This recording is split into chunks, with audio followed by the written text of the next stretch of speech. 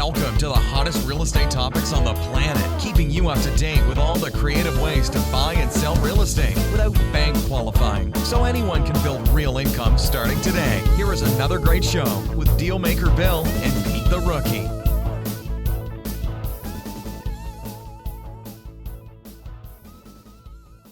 All right, here we are, another episode of Flipping Houses for Rookies. And the main rookie, Mr. Peter Kikola. How are you today? The main rookie. Yeah, the number one rookie. I'm not sure about that one, but yeah. Episode number 258, Rehab then Retail, known as flipping deal with some wholesaling in there, fully summarized. Even though flipping houses truly means buying and selling real estate for profit, in today's language, flipping or flipping houses has a slang meaning of it. Buying ugly houses, rehabbing them, and then sell them as pretty houses. And if you listen to most of our podcasts, we'll soon learn flipping pretty houses is much easier, much easier, and most often way more profitable. But today's podcast is going to be all about those ugly houses turned pretty by us crazy people who enjoy the agony of all the hard work involved in this so-called popular strategy. Although we plan to drop some very tested and proven secrets learned from hard-earned experience, I don't plan to teach you the whole deal strategy in one podcast, but instead plan to explain what it is, its benefits, plus why you and the seller would do this transaction. Even though many have become millionaires by buying the ugliest house in the prettiest neighborhood and fixing it up, there are basic formulas most don't know about, and until learned will even cost the dudes with all the dough a fortune. And if you don't have a warehouse of Benjamins, $100 bills, you can't afford those mistakes. So notepad yourself up and let's go. How was that? Much better? Oh yeah, I understood it this time. Good. All right, so let's do some housekeeping. So number one, if you're listening to this podcast other than on Facebook or YouTube or listening to it live, we record it every single Thursday morning, 9:30 a.m. Eastern Standard Time. We are in Connecticut. Yay! Well, until you got to pay your taxes. Yeah, maybe. Then we bitch. And a lot of other things. Yeah, exactly. Yeah. Now we're trying to make marijuana legal in Connecticut. Aren't we just so cute of a state? So here we go.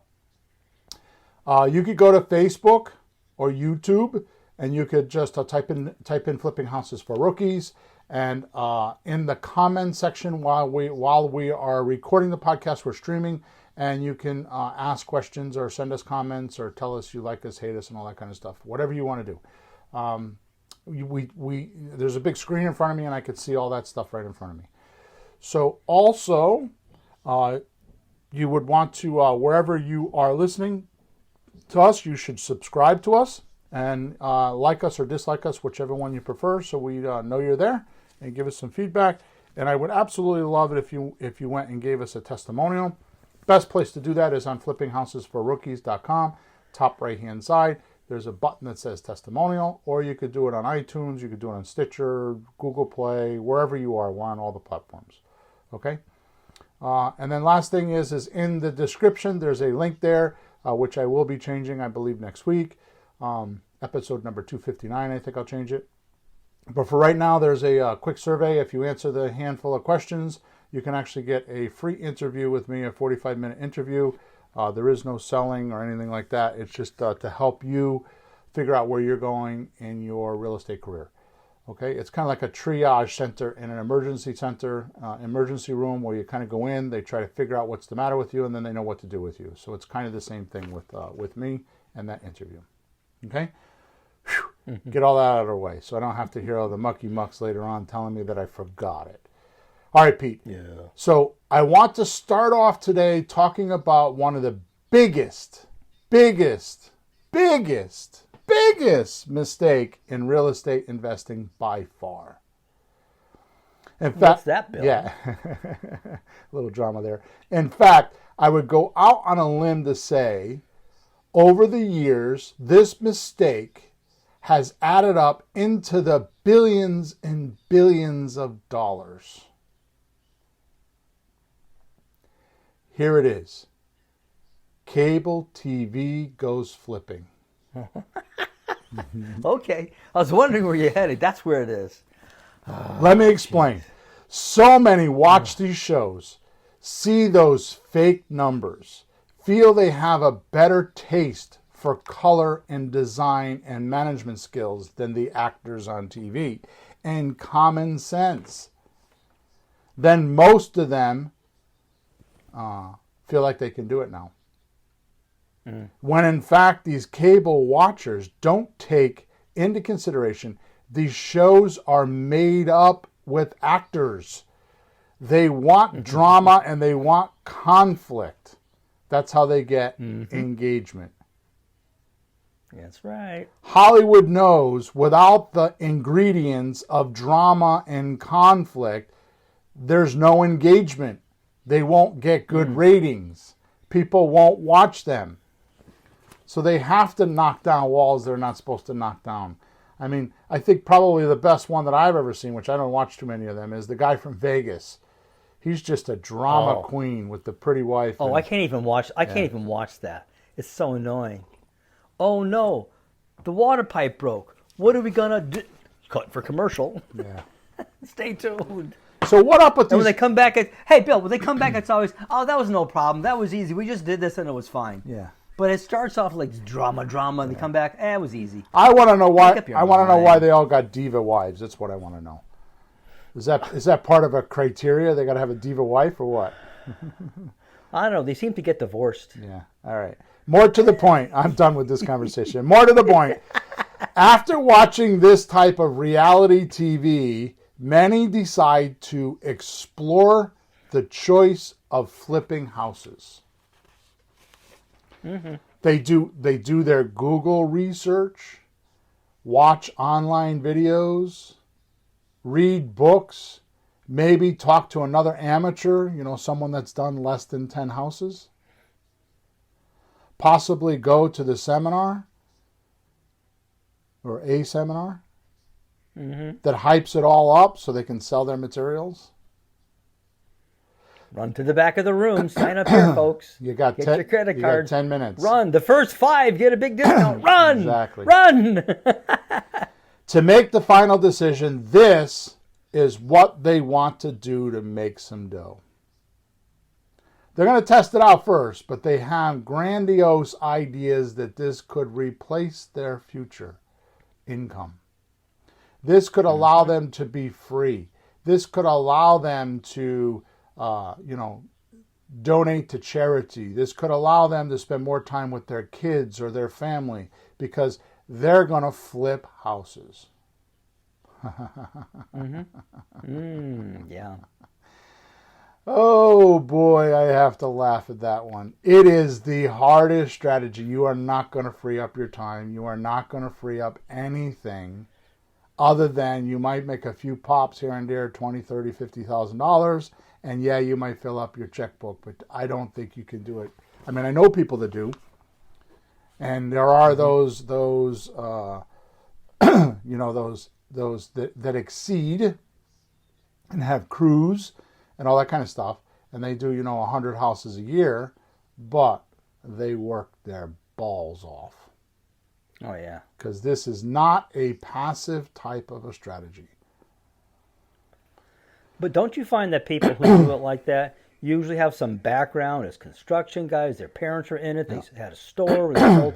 They have some clue. They weren't like, a bookkeeper, an accountant, a doctor. Like, oh, I think I'll just do this instead. Right. Me, I'll just do this instead. Right. I got crap for background. Nothing really. Right. So you don't just jump in and like, oh, sure, let's just do this. So here's my point. That's exactly right. The final decision is this is what they want to do. They want to do flipping houses. They want to flip ugly houses. AKA, the strategy is decided. But then the hardcore truth hits. What is the tactical aspect of doing flipping? See, most businesses are started by someone working for someone else, a person, a technician working for someone else, getting all the experience, making all the mistakes, and learning everything they need to learn on their boss's dime. Yeah. Then decide they can do a better job all on their own. They can make more money all on their own because their boss is charging way too much money for what they're paying them. Yeah. So they take their tactical experience and they attach it to a strategy that they're going to go out on their own with. But I have to tell you, after much research, and mostly in my life, a lifetime full of research, and it's been in the last year that I figured this out. I don't care what anybody tells me. You could put a gun to my head. I'm not going to change my thought on this. A strategist thinks different than a technician, and a technician thinks different than a strategist. They are absolutely two types of different personalities. And you could train one to be the other, but not at the core. Okay? Now, the point that I'm making here is that real estate investors don't do it this way. No, they don't do it this way. We decide the strategy first without any of the tactician skills, right? And then spend countless hours, money, and other resources trying to figure out the tactical aspect, because most of us have no clue, like you were saying. Yeah. Right. A lot of details you don't expect. Tons of stuff that comes up like, hey, what do you do with that? And you don't know. So you get nervous, hard to sleep at night, and you just don't know. And usually just costs you money because you just don't know. I can't tell you how many stories I've heard of people that have been doing this for a year or two, and they don't, first of all, haven't even talked to more than a handful of sellers, first of all. Yeah. So I want to apologize for all of you who have been listening for 258 shows now on my play of words, because I believe flipping houses for rookies was the definition that I actually put into the description of the show. Means you're buying and selling real estate for profit. It's not the current, because I've got coaching clients that have actually had this upset. It's not the current buy an ugly house, make it pretty. That's what they think flipping houses means. It's slang. It's not what it means. Now, I'm going to go off on a little bit of a tangent here before we go on to the tactical, just because we talked about this in the meetup last night, because I did June 2021 meetup last night. Okay? Here's what happens. When you make an offer, you're going to make a low offer and a high offer. When I'm making offers, and soon you'll learn this because I'm coming out with my book called Breaking the Real Estate Monopoly, and it's all in that book. I'll explain all of it to you in there. Okay? But the point is this. You're going to make a low offer, you're going to make a high offer. They never take those offers. They always take the one in the middle, and the one in the middle is a little bit of term and a little bit of cash. It's kind of like in the middle. Okay? The point in telling you this is that I don't go looking for rehab retail deals. I don't go looking for wholesale deals. Matter of fact, I don't even go looking for owner finance deals. I do not market for these deals. I know for a fact that my marketing will find those deals, but I don't go looking for those deals. What I look for is subject to deals and lease option deals, because those are the leads that I know I can find Those are the easiest I can find, which, by the way, we're on episode number 258. 259 is going to be about owner financing, and then we're done with this series of 7, which isn't really a series of 7, it's really a series of 6, because I'm going to cover wholesaling today in one. I'm not going to do a whole episode on wholesaling, because I probably will get banned from the airwaves, because I'll have every guru out there in the world calling me, because I'm going to tell you that it's a fraud. Wholesaling is a fraud. It's the easiest way to teach people how to make money with real estate if they don't have money. I could tell you that I could probably make a list that goes up one wall, across the ceiling, down the other wall, of people that actually paid for that training and have not done a deal. Because it's almost impossible. I mean, trying to find somebody that will sell their property for 40 cents on a dollar is difficult. Yep. Okay. Here's what I'm saying is, if you decide to use my strategies, I started to say, so next week we're going to do owner financing. Mm-hmm. Once we're done with that, I think what we're going to do is, now that we've put the 6 or 7 strategies in order, we're going to start talking about how you can start finding some of those deals. Okay, so we're going to kind of like go into, after 259, so probably starting with episode 260. I haven't written them yet, but I'm going to start working on that stuff. No, that's a good idea. That's a good idea. So I like that. I'm going to probably do, I don't know how many, a few podcasts on the marketing, and then we're going to go into negotiating. Okay? Mm-hmm. So it's kind of how my mind is working right now.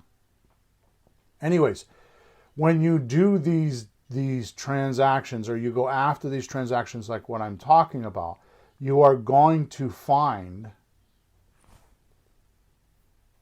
rehab deals. You're going to find wholesale deals. See, I find wholesale deals by accident. I mean, we had a house in Meriden, right? You remember that house? Of course you remember that. Oh, sure. Right? That was last year, sure. Was $180,000. I paid $27,500 for it. We had it wholesale for like what, a $40,000 profit, I think, $38,000. Just about, yeah. 38,000. 70, 80 grand, yeah. Yeah.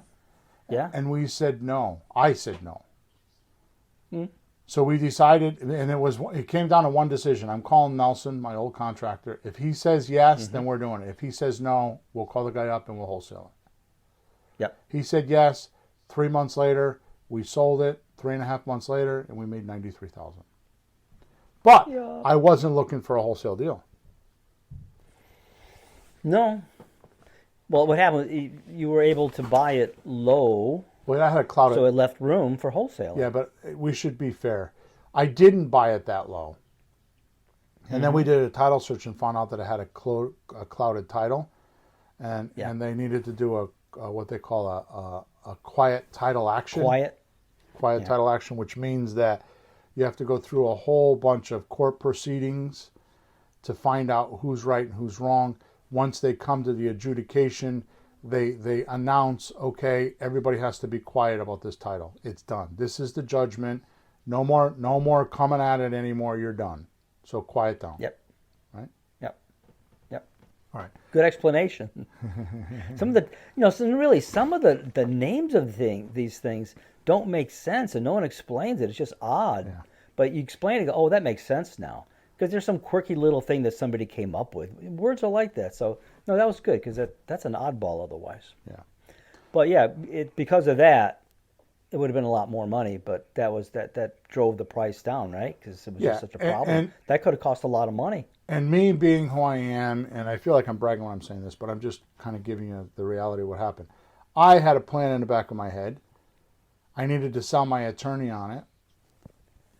He told me 2 or 3 times, I don't think we should do that. And finally, I said to him, either you do it or I'm hiring another attorney. Mm-hmm. He did it, and 10 days later, I fixed the title. So we didn't need to spend, because we were expecting to spend $15,000 for litigation. Because it was with another bank. It was with a foreclosed bank. Yeah, it was a bit messy. Yeah. But, the bigger problem you take on, when you solve it, there's more profit in it. Yeah. But it's a big problem. You better know what you're doing. I wouldn't have known how to do that. Yeah. Yep. So it worked out. So let's get down to the nitty gritty tactical stuff here on these ugly houses.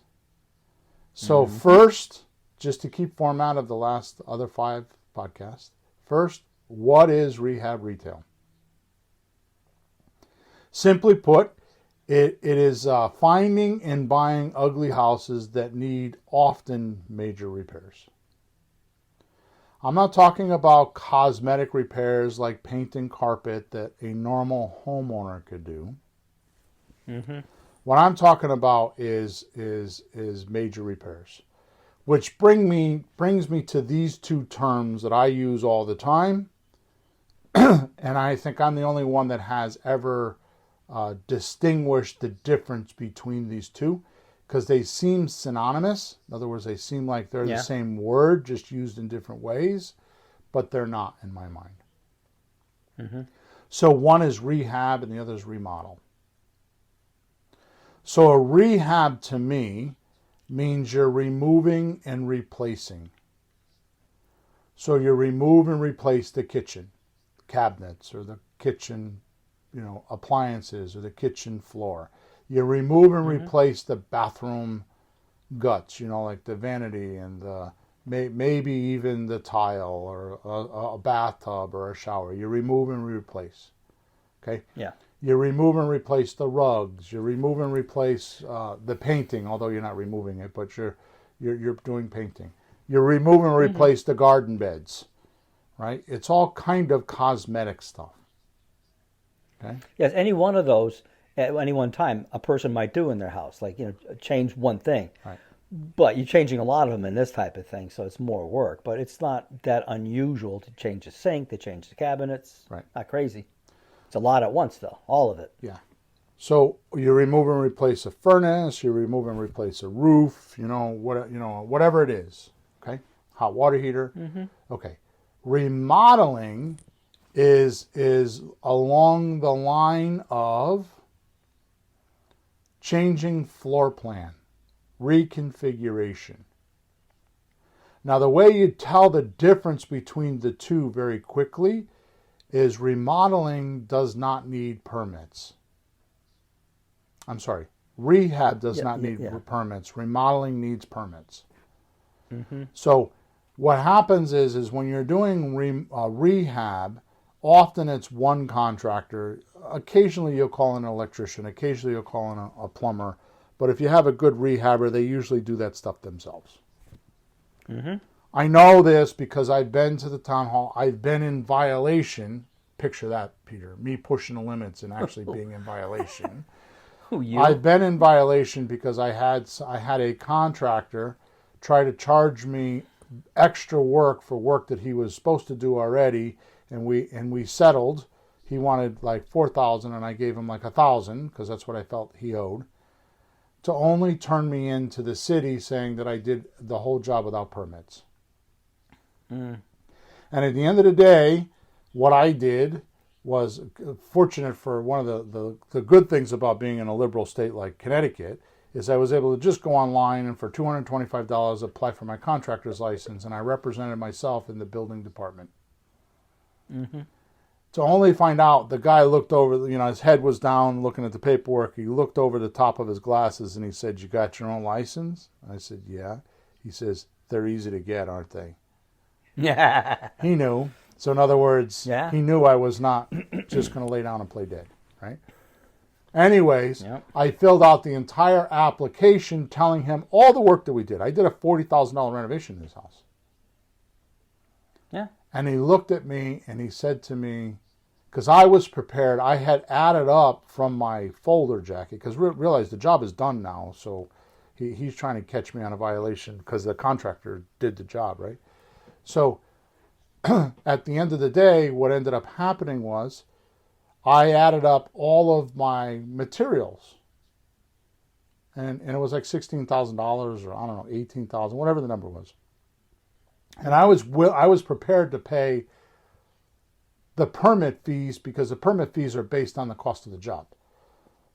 So I was willing to pay on the cost of the materials because I was my own contractor, right? Anyways, long story short, the official said to me, here's what we're going to do. I'm going to put down that it cost you $1,000. You owe me $40 for a permit. I'm like, what are you talking about? I don't want to cheat the system because I'm kind of a stickler like that. If you take angles and you take shortcuts and you do things, little things wrong, later on when it's time to make big money, those little things show up and they eat away at your profits. So I'd rather just do everything right. So when I collect my money later, it's safe money. I can go to bed at night knowing nobody's going to come by and try to swipe it. There's no bandits afterwards. Yeah, yeah. He said to me, and this is the point of the story, he said to me, there's nothing on here that you need to pull a permit for. The only reason why I'm doing this is because my boss is going to ask me what I did because you have a violation, I have to charge you something. So I just made something up. Jesus. Point blank. I wish I had recorded it. Jesus. So that was the day that I learned that renovations don't need permits in most cities. Now, of course, this is in Connecticut, Hamden, Connecticut. So, I mean, you should go check this in your own town. But my point is that rehabs don't need permits. Remodeling does. Remodeling is when you need to get the electrician in there. He's got to strip all the walls down, and he's putting new wires in and new boxes in, and the plumber's putting new stuff in, and you're down to studs, and you're reconfiguring the layout. Now, if you go into flippinghouses4rookies.com/courses, or at the top right hand side, click on courses, I actually have a renovation course that is me actually in a house. It's actually not a course. It's you ghosting me, following me around like a spirit, right? So or a shadow. That's a better way to let you follow me around like a shadow. And we were in a house that I bought, a probate house, which I didn't allow anybody to have any keys to. I kept the keys in my pocket. I closed on a Monday. The following Saturday, I had 13 or 15 coaching clients show up. And every Saturday morning, we spent about 2 hours in the house. Emma recorded the whole thing. We edited nothing other than she just chopped them into pieces to put them into the course, right?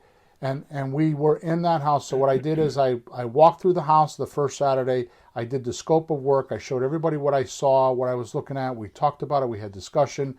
Emma showed it all. She did a great job filming it all. And then on Monday morning, the contractor came to work.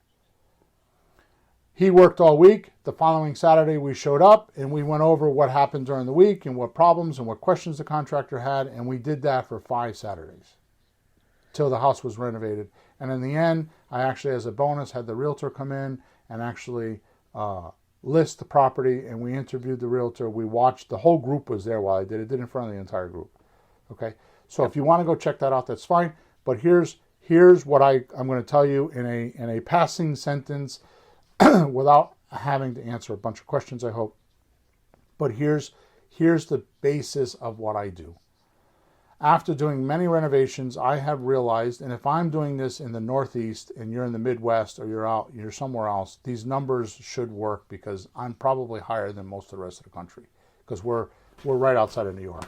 So, New York City. So it's not cheap to live here, right? Now, maybe in California it might be a little bit different, but I kind of doubt it.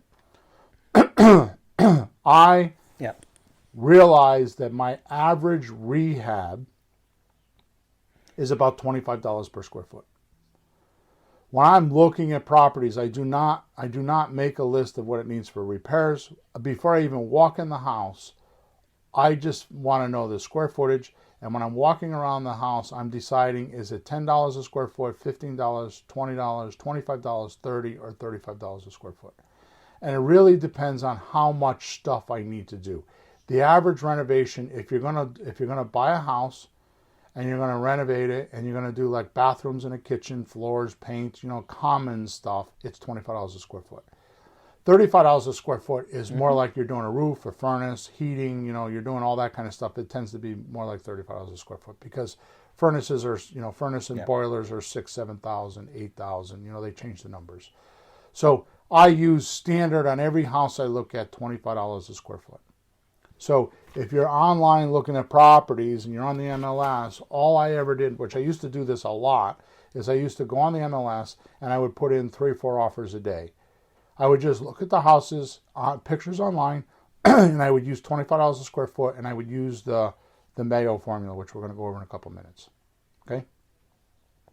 Remodeling, what I do is I take a look at what the cost of building a new house is. Like, right, I don't know what it is right now, but before COVID, it was about $120 per square foot here. So I would take a look. I would get, go online or ask some builders or go to Home Depot and ask one of the guys at the pro desk, or Lowe's or any one of those, even a good hardware store might know, right? Like a True Value or something like that. Try to get a feel for what the average cost for a new property is to build brand new, new construction. And I split that in half. So here, if I'm $120, $125, I'm going to be $60, $65 per square foot to remodel. And that's how I use those numbers. Okay? So that means that the more complicated the work is, obviously, the cheaper the house is. You said that earlier, right? So the more problems there are, the better price you can get, right? Does that make sense? Yeah, because you're working it backwards and forwards. Yeah. How much is it going to be sold for in the end? How much is it going to cost to do everything? You do all the math, and if there's more trouble, it costs money. So it just drives the price down. You have to negotiate. Right. So the person knows. I mean, I've seen you do very clever things, like somebody's thinking, "Oh, my house is worth this, that, and the other," and you say, "Well, imagine yourself walking into this house and you don't own it; it's someone else's house. Just look at it. What do you think it needs?" He goes, "Oh yeah, the kitchen. Oh yeah, it needs this. Yeah, you're right. It needs this. It needs that. Oh, I see." And then they're willing to be a little more cooperative because they're seeing what's really going on. That's all 100% true, Peter, and I'm glad you said that because that's not what I'm talking about.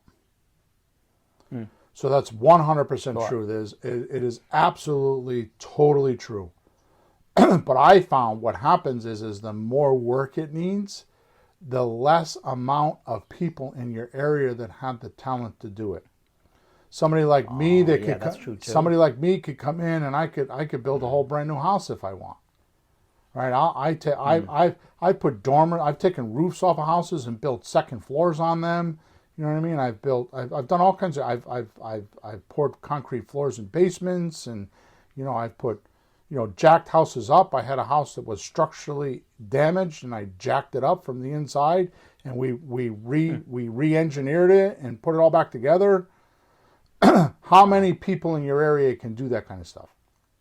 So the more work you get, the less competition, and the less competition there is, the better price you can pay. All the other stuff you're saying is 100% true, but I have found that... No, that's a good point.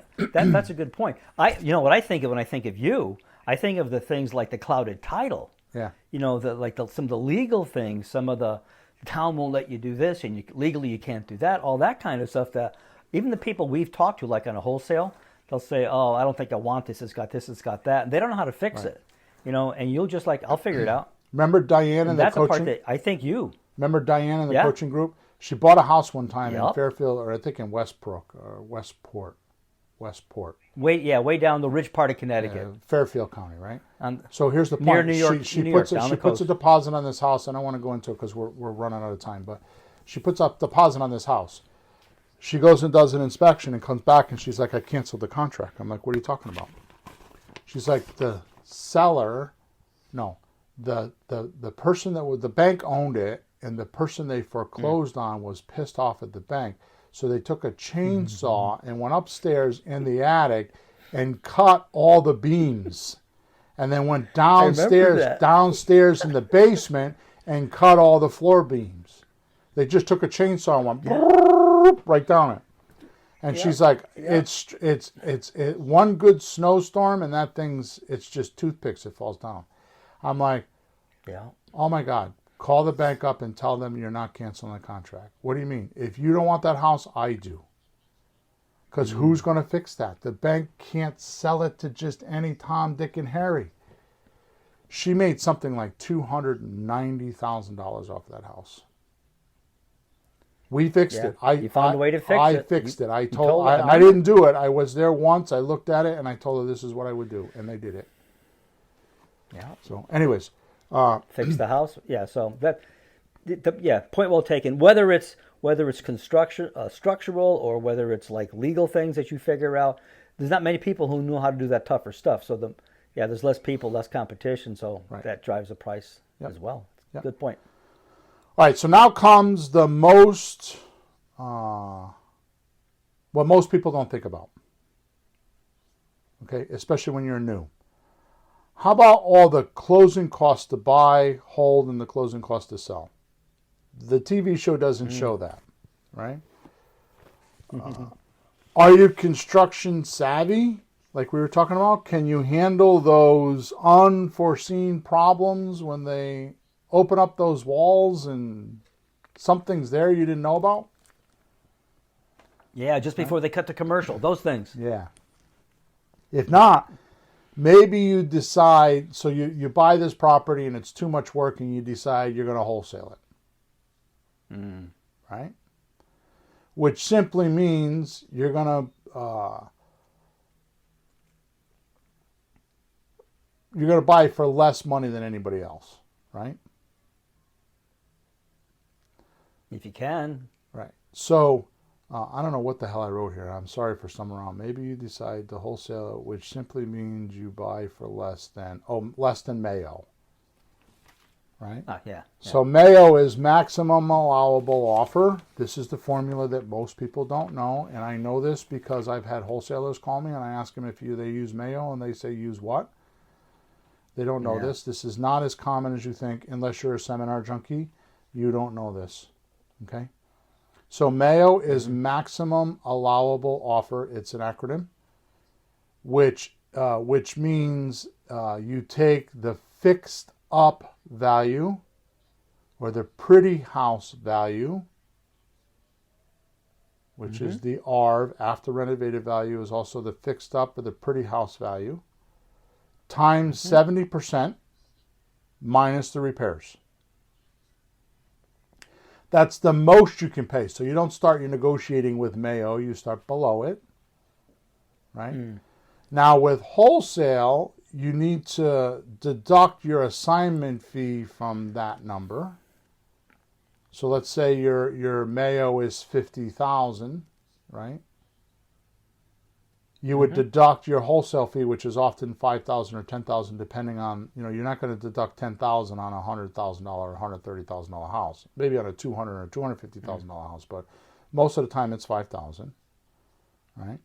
So once you get your Mayo formula, you then deduct. So you're going to do 70% of the after renovated or the pretty house value times 70% minus the repairs minus your wholesale fee. Okay? Yep. What you're going to find is, I don't do that math anymore. I used to do it in my head. I don't do it anymore. I have a rule of thumb, because I realized that when I was doing these deals every day, because I was putting offers in every day, that most of these numbers came out to be 45 to 55% of whatever the pretty house value is. So if it's $100,000, I knew it was somewhere around 50, so I would start with 45, 43, 46, and I could go up as high as 55,000 before I even started using math. Just on a rule of thumb, right? Yep. Which means now you're not looking for motivated sellers anymore, Peter. You realize that, right? So this strategy of wholesaling, you're not looking for motivated sellers. Instead, you're looking for hyper motivated sellers, because they're going to sell for 40 cents on a dollar or 50 cents on a dollar. They're not just motivated. They're hyper motivated.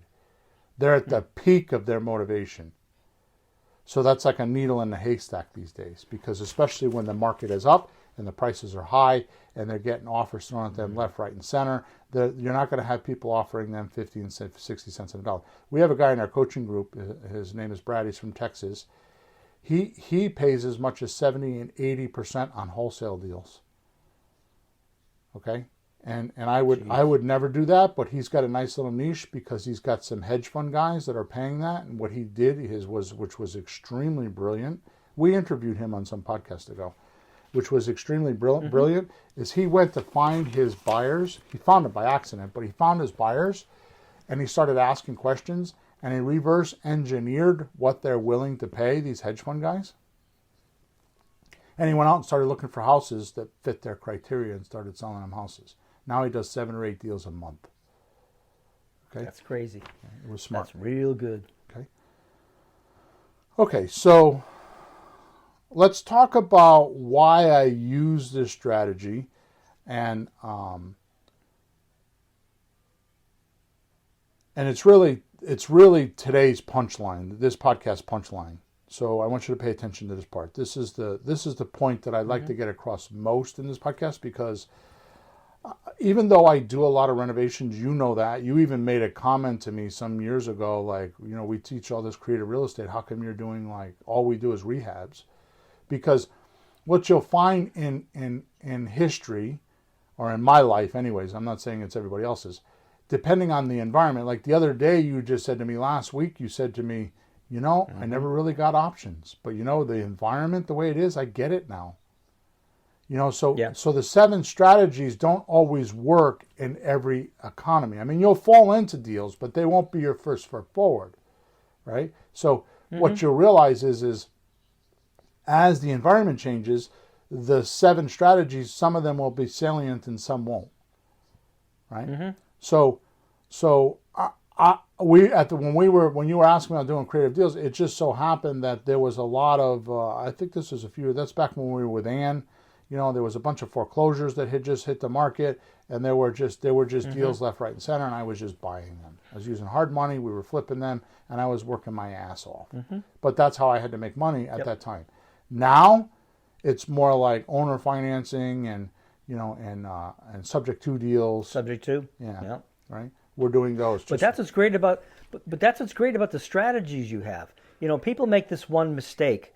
They look at real estate, whether it's shows, things online, they see a seminar, they go, oh, I want to wholesale, or I want to do this, I want to do that. Guess what, folks? It's not up to you. Right. It's up to the seller. Exactly. You're not going to make him do the deal that you think fits him if he doesn't want to do it. Forget it.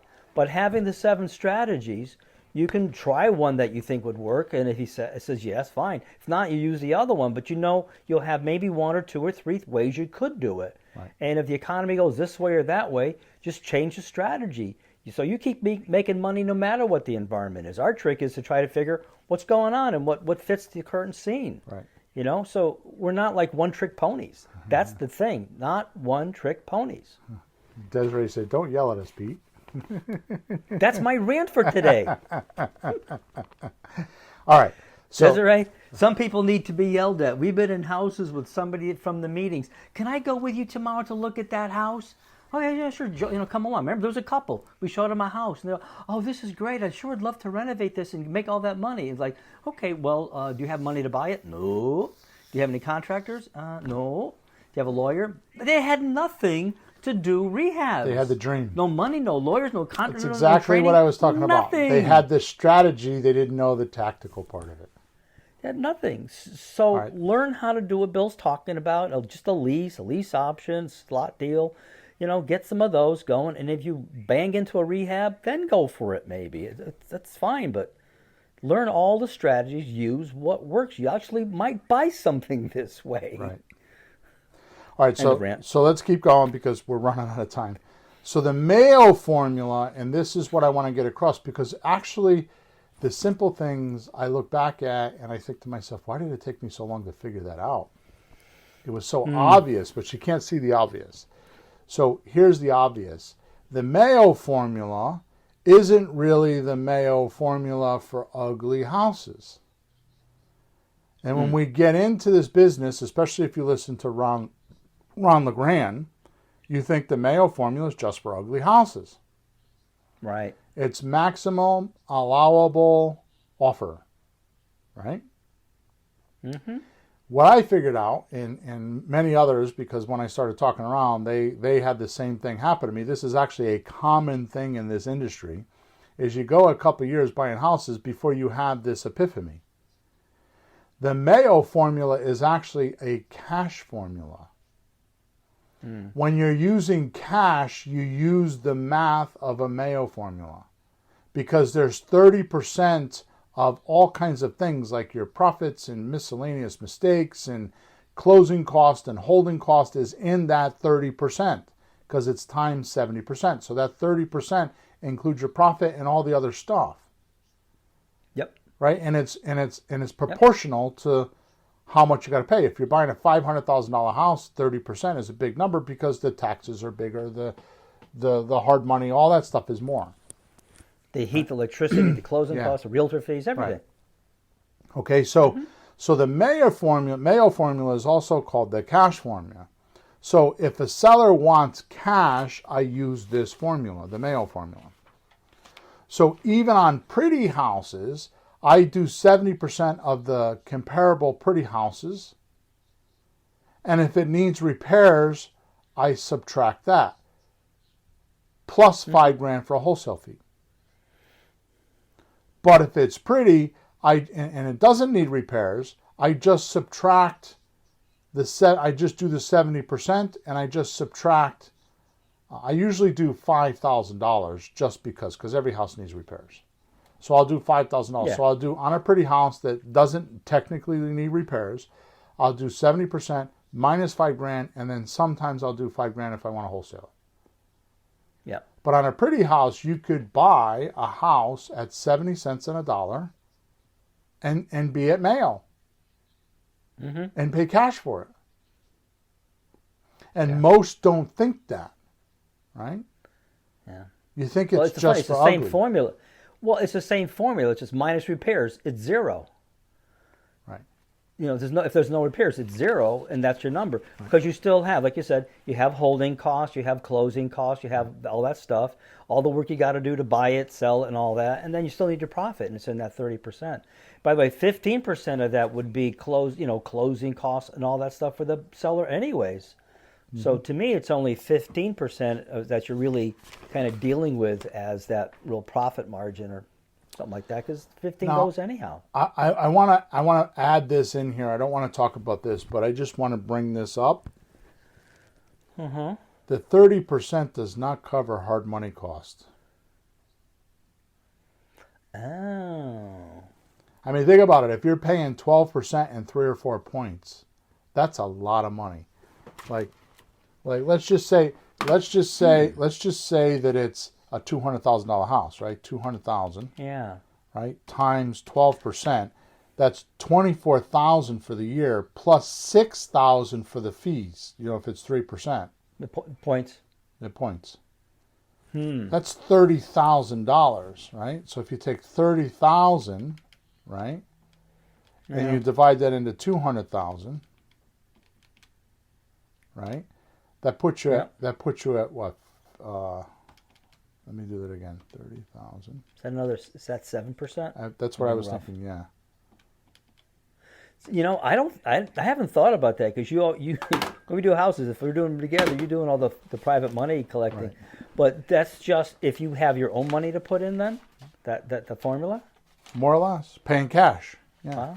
Because you could, and that's just one more expense that's not considered. So Okay. what happens with us is, because I've figured out how to do the renovations and the holding costs and all that kind of stuff really cleverly, I can absorb a lot of that money. But if you're doing what I'm telling you to do, you're doing 70% minus repairs minus wholesale, you'll absorb some of that fees. But what I find is that students will overcompensate. They'll do 70%, and then instead of doing $25,000 for renovations, they'll do 40 because they're not sure. And what happens is you go the other way and you don't get the deals then, because it's too low of a number. Oh, yeah. It's too low. Yeah, if you do too high, you get outbid. Someone else will buy it. If you make your expenses too high and bring the cost of the house down too low, then you won't get the deal. Okay. Yeah.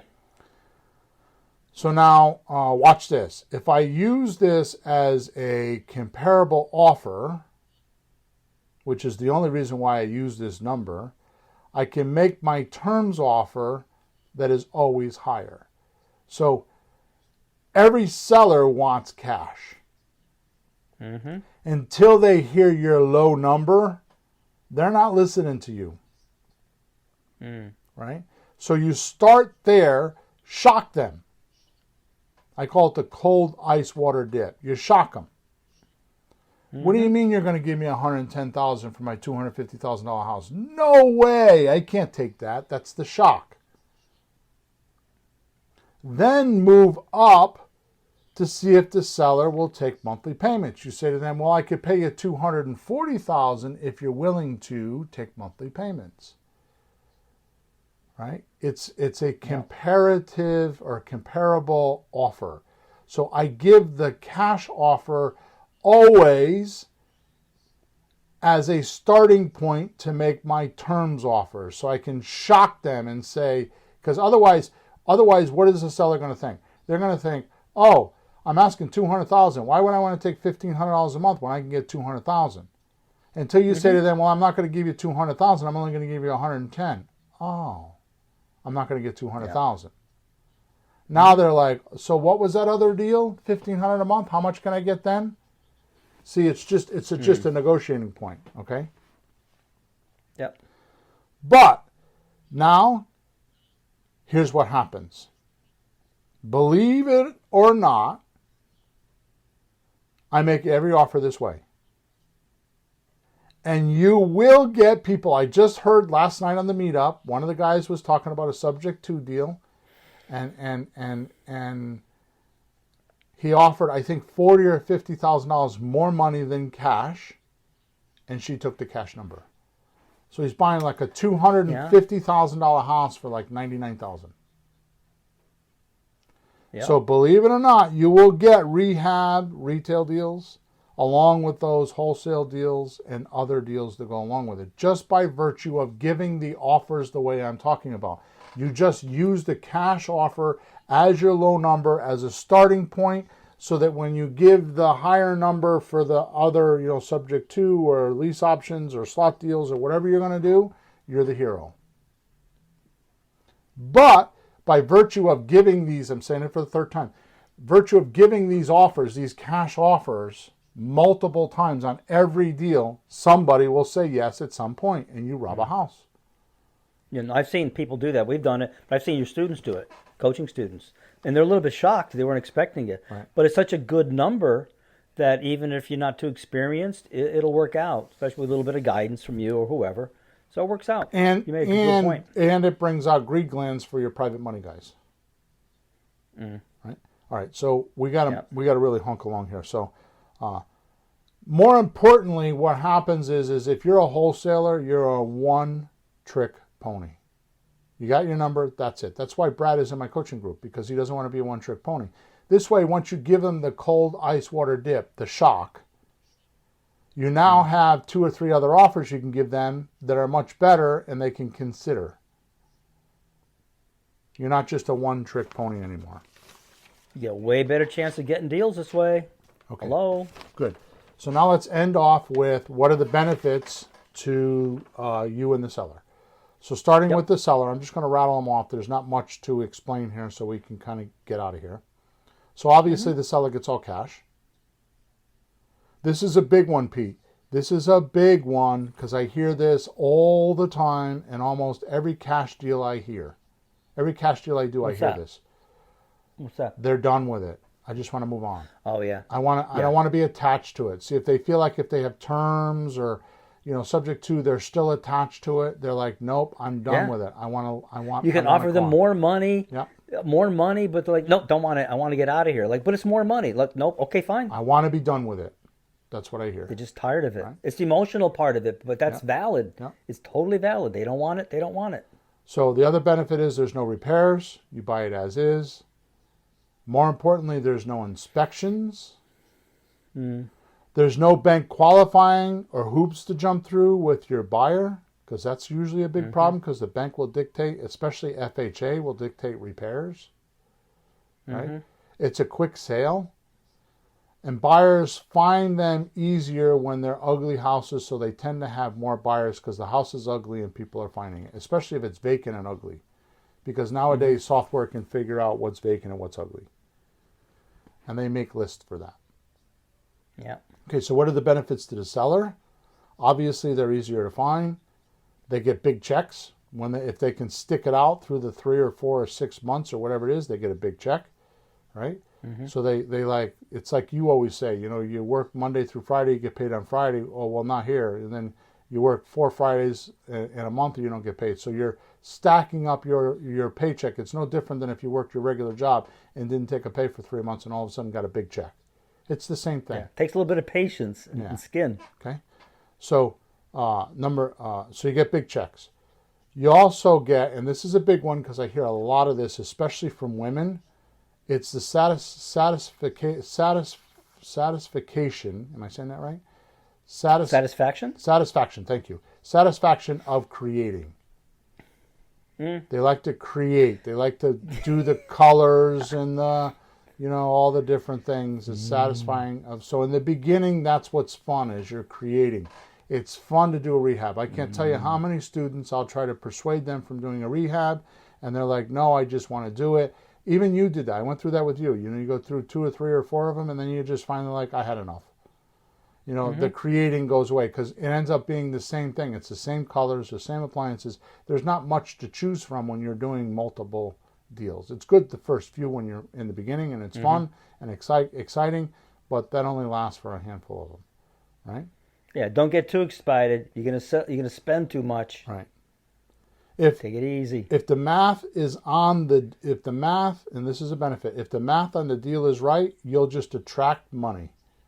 You won't have to, all you got to do is talk about the deal around in the right circles, and you will attract money. You won't even have to try to get money. It will just show up if you do some of the things that we were just talking about, right? When you're doing rehab retail, there's more educational information on this one strategy than any other strategy we do.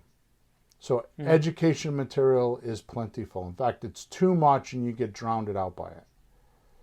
Okay?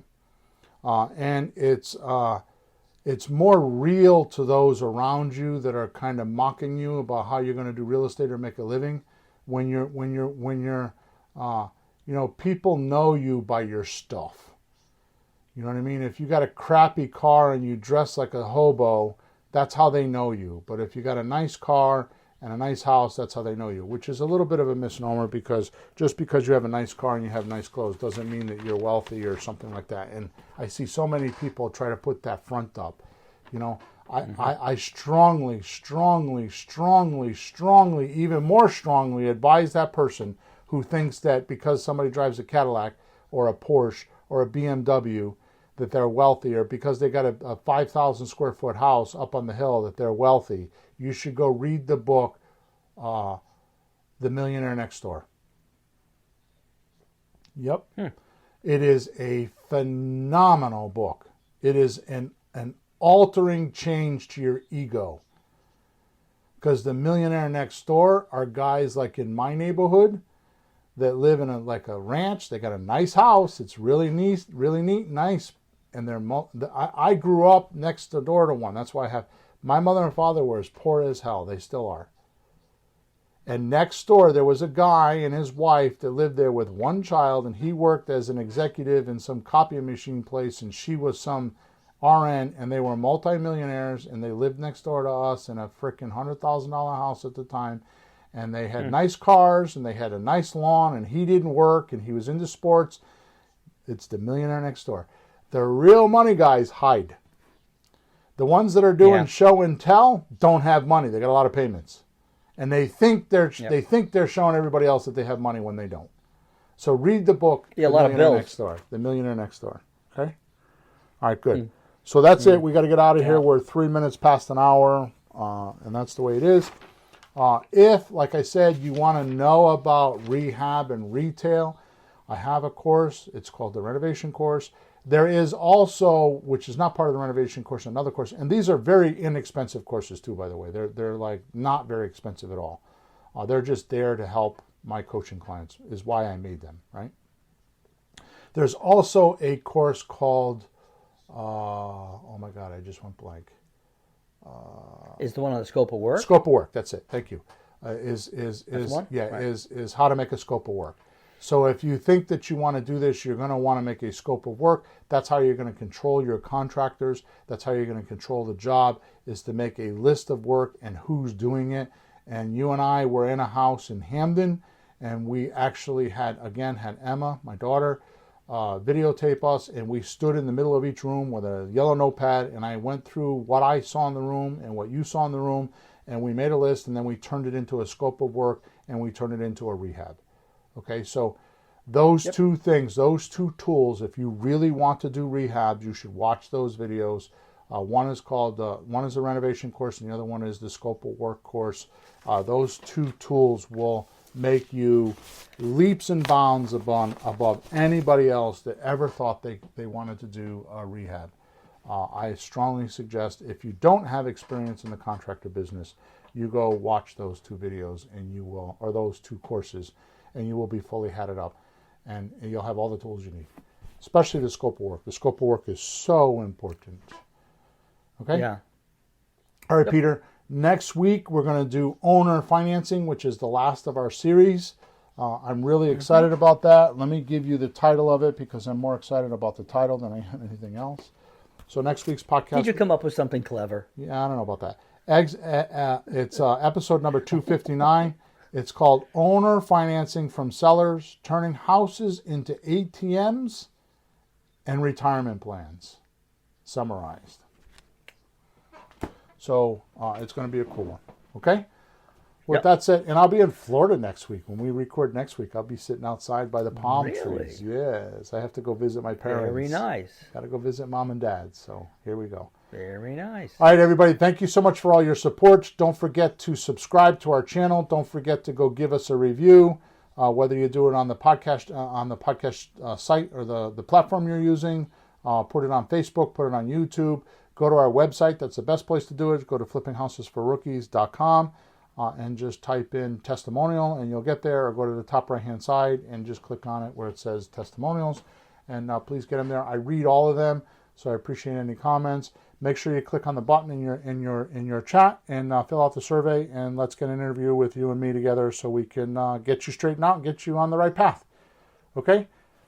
Over and out. Thanks, Peter.